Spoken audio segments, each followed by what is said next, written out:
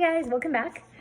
First chapter Friday. Today we are reading the first chapter of Esperanza Rising by Pam Munoz Ryan.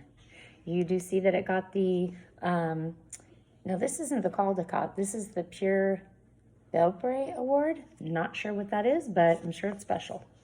Okay, our first chapter is called, and you're going to see a little bit of Spanish in here, Aguascalientes, Mexico, 1924. You can see how it kind of starts off like that.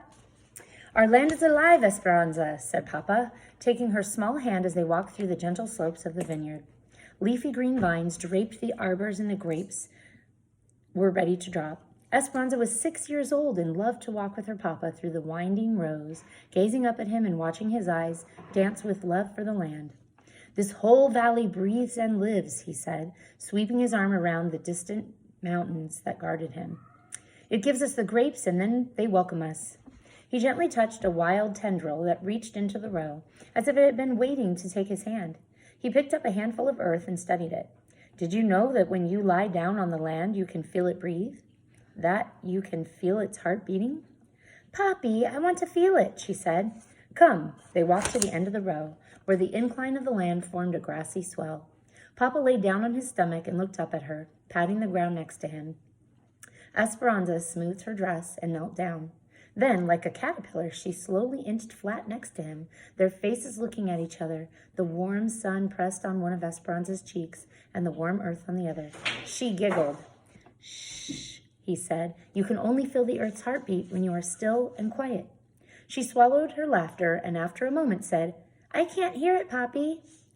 Aguantate tantito y la fruta caerá en tu mano, he said. Wait a little while and the fruit will fall into your hand. You must be patient, Esperanza. Sorry if my Spanish wasn't that great.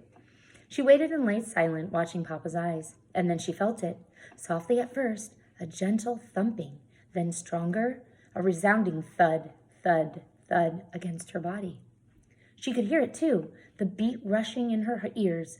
Shoop, shoop, shoop.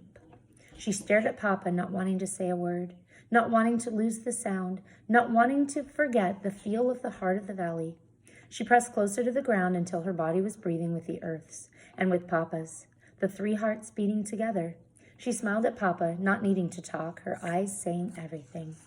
And his smile answered hers, telling her that he knew she had felt it. So that's the end of the chapter. Each of the rest of the chapters, so the first chapter was telling you where in Mexico they are. After that, it's going to be a fruit each time.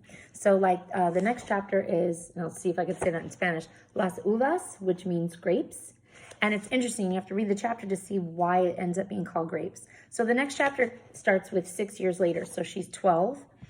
Something occurs to where it's not, the setting is not going to stay in Mexico.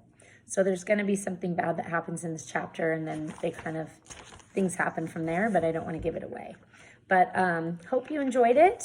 That was just kind of a little preview of Esperanza Rising by Pam Munoz Ryan, and we will see you next time. Bye for now.